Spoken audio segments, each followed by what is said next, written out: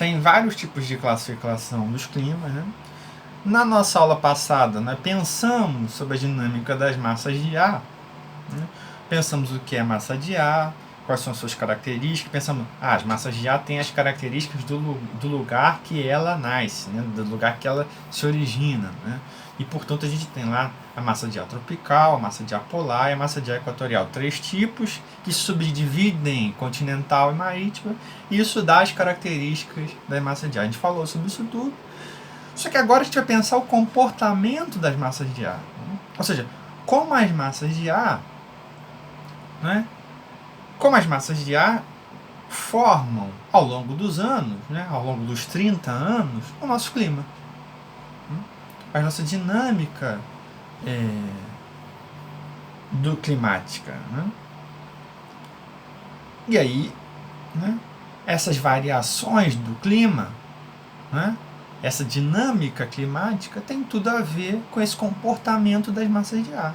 Por exemplo, a gente já está aí desde a nossa aula passada, eu falei para vocês, né, sobre uma atuação de uma baixa pressão lá na Argentina que está trazendo uma frente fria e está trazendo chuva para o Brasil, né? E essa semana inteira está atuando essa zona de baixa pressão que traz umidade, que chupa a umidade, né, vinda da Amazônia para a região sul, né, e até o sul, sudeste, eu não sei mais se está chegando na Argentina, mas até pouco tempo atrás estava, né? Ou seja, tem uma dimensão aí, massa de ar, a dinâmica da massa de ar ao longo do tempo e formação do clima que a gente conhece, né? E eu fiz uma pergunta, deixei uma pergunta no fórum para vocês, que a gente vai tentar responder no final da aula, e eu quero que vocês pensem nela sobre a aula inteira, eu não vou responder agora. Por que a gente pode denominar, né, uma massa de ar? Por que a massa de ar tem um nome muito específico e um comportamento muito específico? Por que a gente pode chamar de uma massa de ar equatorial do Atlântico Norte, ou uma massa polar, né, ou uma massa tropical formada no Pacífico, né? Ou seja, por que tem essa dinâmica muito precisa, né? Tem uma precisão aí até assustadora, né? Para se a gente pensar no planeta inteiro, se a gente pensar na dinâmica em todos aqueles fatores que formam o clima que a gente conversou na aula passada, né? Tem aí uma precisão que é brilhante, né? Que é um negócio que são anos de estudo. Por que a gente pode determinar isso, né? E vamos pensar essa questão até o final da nossa aula. E, portanto, as massas de ar que a gente pensou, né, que a gente estudou na aula passada, os tipos, né, eu falei, eles têm uma atuação territorial bastante delimitada, né? E a gente pode pensar na América do Sul, né? Em decorrência, né, da sua configuração territorial e da sua extensão latitudinal, lembra que a latitude é um ente fundamental para a gente pensar tempo e clima, né? Recebe influências das massas de ar polares, equatoriais e tropicais. Ou seja, todas as massas de ar, todos os tipos de massas de ar que a gente conhece estão aqui na América do Sul. Tem uma complexidade aqui que é gigante, né? Tem a complexidade de atuação das massas de ar que são gigantes. E aqui no mapa, ele está bem pequenininho, ele ficou bem pequenininho aqui, né? Mas tem os nomes aqui, né? A notação das massas de ar que eu falei para vocês na aula passada, tá? A gente tem, por exemplo, a massa. Esse mapa está na página 13 do livro, tá? De vocês, Geografia 4, né? Que é o que a gente está estudando. Vocês podem ver ele melhor definição, eu acho, do que tá aí, né? Por exemplo, a gente tem a massa equatorial do Atlântico Norte, que a gente denomina ela de MEA, né? Ela origina-se no mar, né? no oceano do Atlântico Norte, e também a massa equatorial do Atlântico Sul.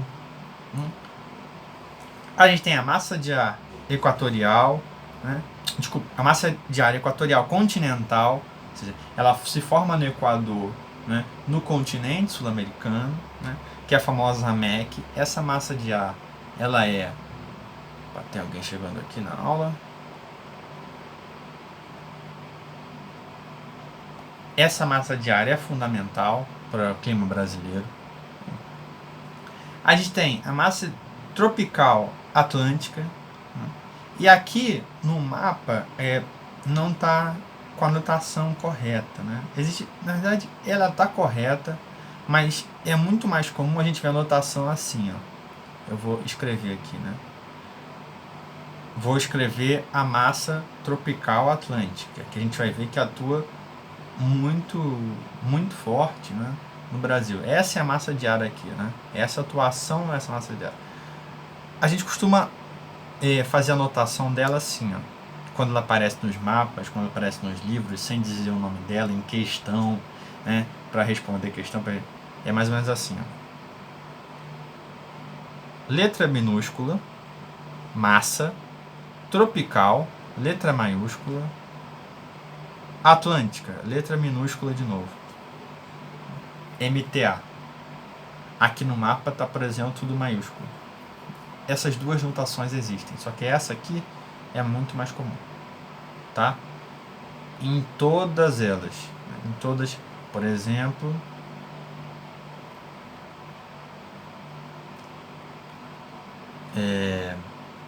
massa equatorial continental, qual é a notação dela? Massa equatorial continental. Esse C ficou horrível. Continental, famosa MEC, que são duas massas que eu acabei de mostrar para vocês que tem uma atuação muito grande no Brasil, que a gente vai ver na nossa aula passada, nossa aula que vem. A gente vai pensar o clima brasileiro e ver a atuação dessas massas de ar. Essa é a notação mais comum da gente ver dinâmica das massas de ar no planeta inteiro, né? A gente vai ver isso no Brasil muito especificamente.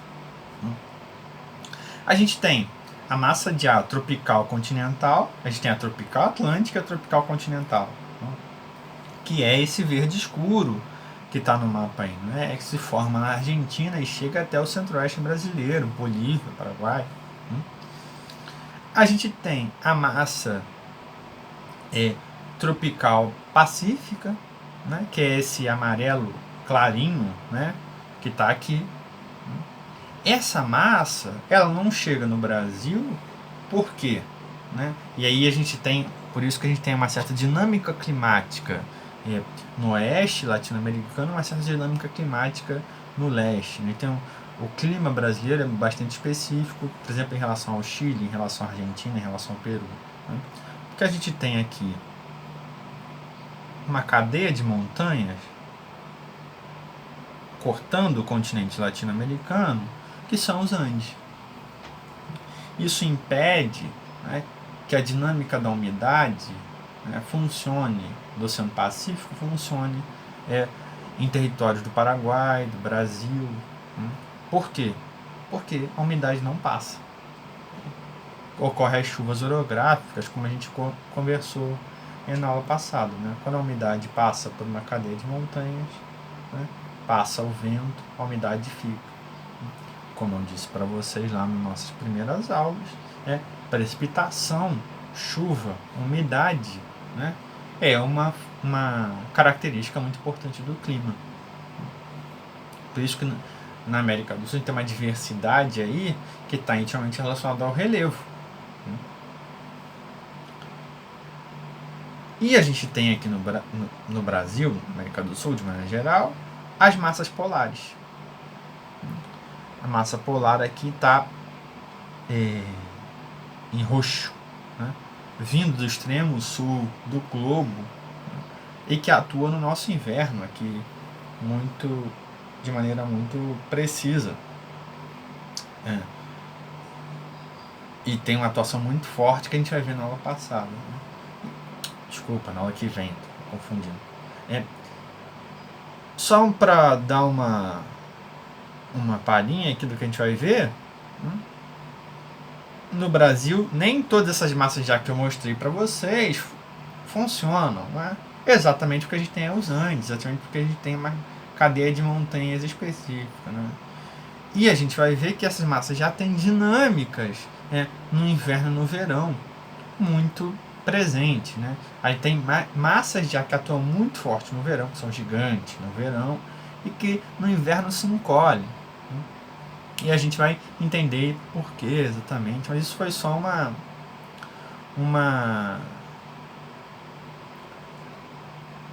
isso é só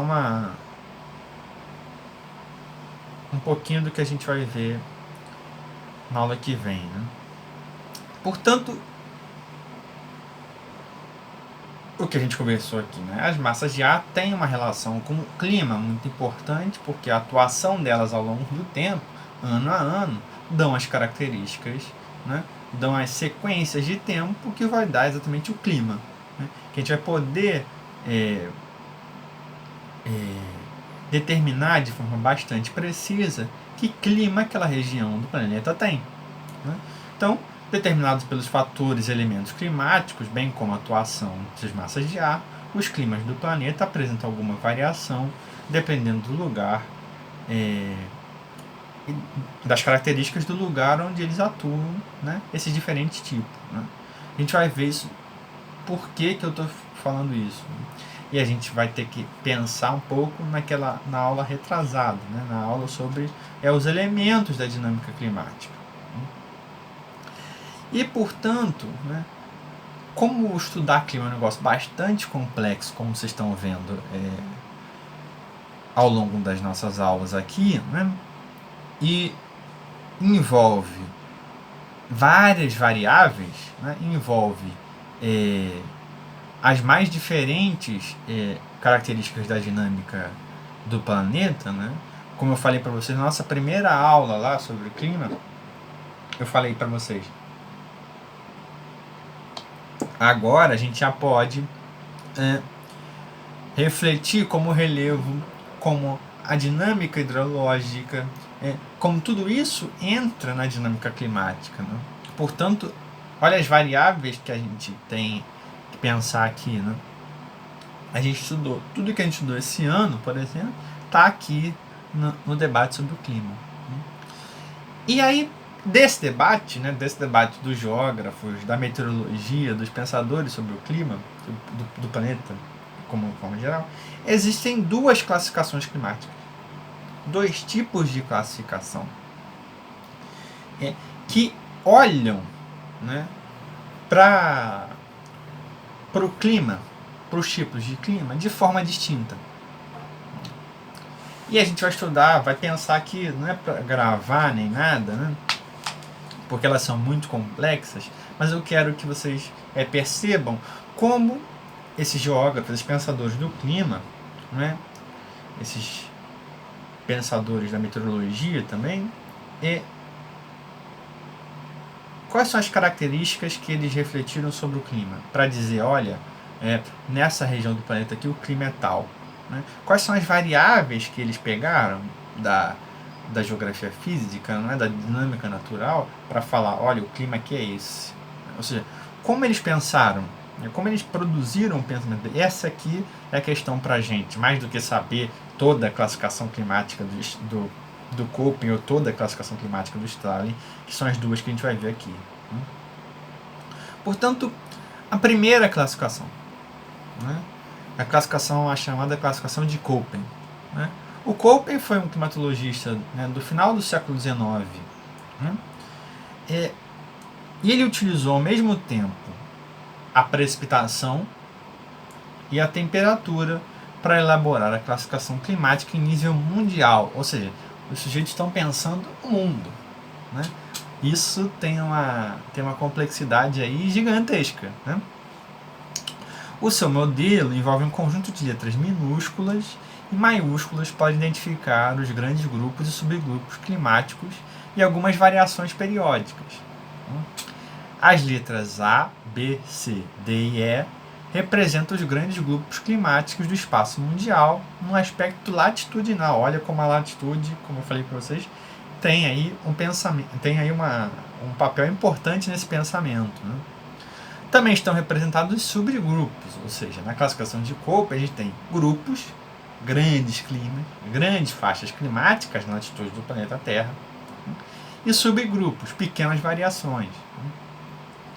No total, né, são dezenas de tipos climáticos. Né? Olha o que Köppen fez. Né?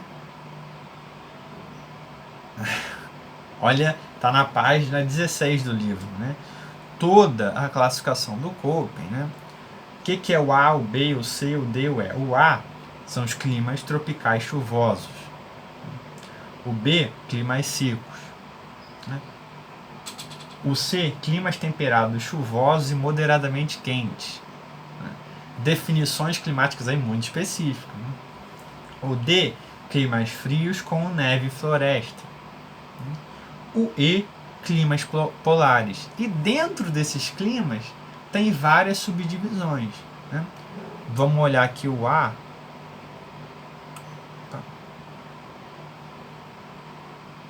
Tá bem ruim aqui o que eu aumentei, mas eu vou ler aqui. Tá na página 16, vocês podem acompanhar comigo. Tem o AF, clima tropical chuvoso de floresta. AW, clima de savana. AM, clima tropical de monção. Olha só a complexidade aqui. A gente vai gravar isso tudo? A gente tem que pensar sobre cada uma delas aqui? Não. O que é importante aqui para a gente pensar a classificação de Köppen é exatamente como ele pensou. Né? E o que ele pensou? Né? Ele pensou sobre precipitação e temperatura. Chuva, né? E aí os tipos de chuva, neve também é uma precipitação, né? Granizo também é uma precipitação, né? Porque a gente está pensando no planeta Terra. Né? E temperatura, né? Para elaborar o pensamento dele. Né? Ou seja, aqui ele não está pensando muito em outras características. Né? Por exemplo, como altitude. Por exemplo, como a dinâmica das massas de ar, etc. Né? Aqui é precipitação e temperatura. Obviamente, tudo isso interfere na precipitação e temperatura. Né? A precipitação e a temperatura são dois elementos chaves. Né? As chuvas e a temperatura são dois elementos chaves, dois elementos centrais para pensar os climas do planeta Terra. Essa é uma classificação, né? A do Köppen. Né? Existe outra classificação, que é a classificação climática do Strahler. Ela foi proposta pelo Arthur Strahler, né, e teve como fundamento os conhecimentos sobre a circulação geral da atmosfera associada à origem, né, à natureza, ao movimento das massas de ar e às perturbações frontais responsáveis pelos sistemas atmosféricos. Que ele tá? Olha, o Strahler deu um passo à frente, né? Ele está chamando a atenção para a circulação das massas de ar, para as perturbações frontais, ou seja, a dinâmica entre as massas de ar, né? Os choques entre essas massas de ar, como eu falei lá para vocês na aula sobre chuvas, né? As chuvas, né? Uma dinâmica de chuvas. A gente tem a chuva frontal, que é exatamente essas massas de ar se chocando. Dessa maneira, seus climas classificou os climas do planeta em 3 tipos principais. Os climas das latitudes baixas, os climas das latitudes médias e os climas das latitudes altas. A latitude, novamente, tem um papel aqui fundamental. As faixas, né, de latitude do planeta têm um papel fundamental aqui. Obviamente, porque a gente está falando aqui também de temperatura, aqui também da radiação solar, né, a gente vai voltar a várias características que a gente já conversou aqui. E é uma classificação que mais enxuta, né? Enxuga mais as definições de clima. Né? Essa classificação está na página 17 do livro. Né? Tem 3 grupos, né? 1, 2, 3, com vários subtipos. Climas de latitudes baixas, controlados pelas massas de ar equatoriais e tropicais. Veja que a massa de ar aqui entra na jogada. Né? Diferente da classificação do Köppen. Os climas de latitudes médias, controlados pelas massas de ar tropicais e polares. E os climas de latitudes altas, controlados pelas massas de ar polar e ártica. Né? Ou seja, ele divide o planeta em faixas, né? Equatorial. Vamos pegar meu amiguinho aqui.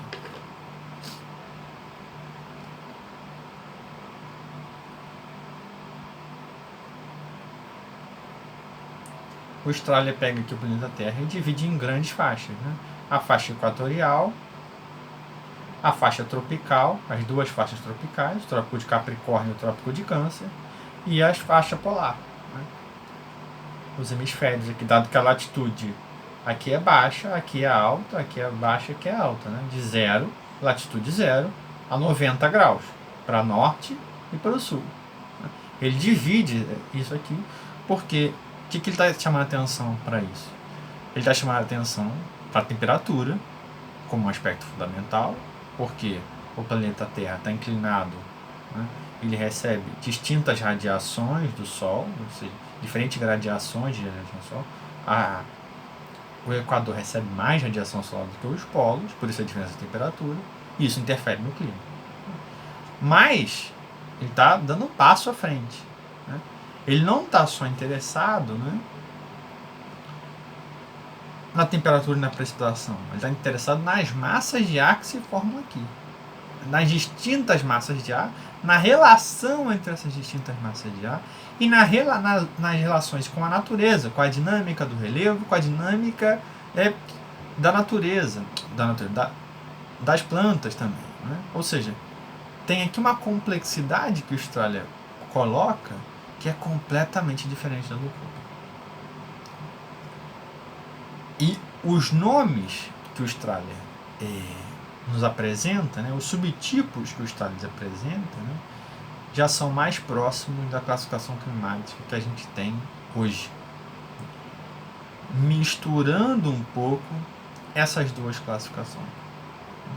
Misturando um pouco tanto a dinâmica que o Köppen propõe, quanto a dinâmica que o Strahler propõe. Né? Que são exatamente, vamos voltar para o slide para mostrar para vocês,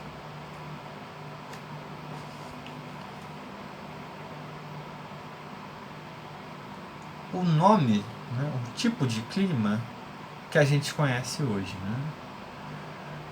Então, para compreender, não é, os tipos de clima, né, a gente apresenta os climogramas, que são os gráficos, né, que mostram temperatura média em graus Celsius, né, e índice pluviométrico, que não é necessariamente chuva, dependendo do lugar que a gente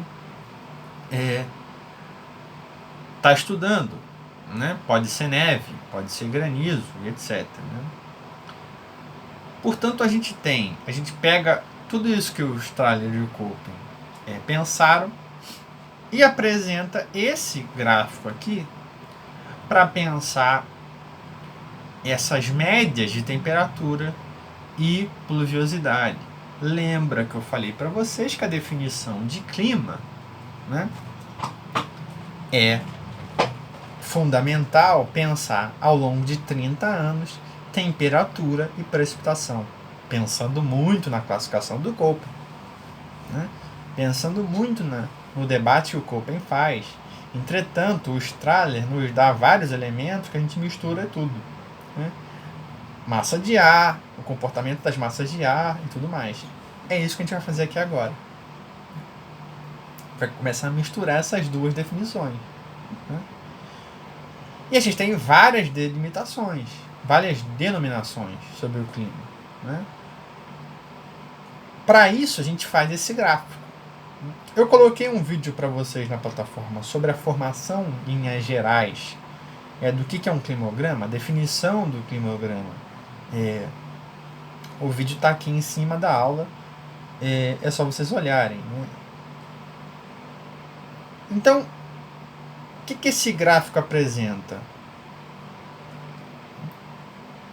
Nesse canto esquerdo está a precipitação em milímetros por metros cúbicos, e a temperatura, né, em graus Celsius, em vermelho. Né? E ela dá por essa linha aqui, né? A temperatura média. A precipitação está no gráfico em barra aqui embaixo, né? Está formando aqui esse gráfico. Né? Portanto, do lado esquerdo, embaixo, né? Num plano cartesiano, né? Se vocês lembrarem da aula de matemática, tá a precipitação. No lado direito desse gráfico tá a temperatura, nesse outro plano cartesiano. Né? É um encontro de dois planos cartesianos. De um lado, precipitação, do outro lado, temperatura, a gente coloca um em cima do outro. E forma o climograma. Só que esse eixo igual aqui, né, o eixo X dos dois planos cartesianos, são os meses do ano. Janeiro, fevereiro, março, abril, maio, etc. Né? Mas o que está aqui? Né? É a média desses meses. Né? É pegar a temperatura de todos os dias do janeiro, a temperatura média entre todos os dias de janeiro, dividir pelos dias do mês e vai dar a temperatura. Vai dar 1 grau. Esse é o ponto que a gente vai pegar aqui no mês de janeiro. E vai fazendo isso ao longo do ano inteiro, ao longo de 30 anos, que é o básico para a gente fazer pelo menos 30 anos para a gente pensar no clima, e a gente vai ter esse gráfico aqui, em média. Né? Nessa latitude aqui. Veja que a gente está misturando, a gente está aqui na classificação de Köppen, né? Mas quando a gente pensa latitude, a gente está observando os aspectos que o Strahler nos deixou. Né? Então, pegaram bem o que é esse climograma? Dá uma olhada nele aqui. Entenderam que são dois gráficos que se juntam? Um de temperatura e um de precipitação? Para a gente comparar aqui algumas questões. Entenderam isso, pessoal?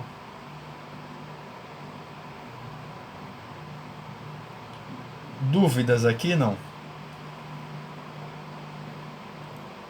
Esse é um gráfico muito importante, que aparece em várias questões de prova, né, para pensar em questões relacionadas a esse gráfico. E aí a gente pode pensar agora os tipos de clima. A partir dessa análise desse gráfico ao longo de 30 anos, né, esse gráfico, que é um gráfico que pega bastante dados complexos, né,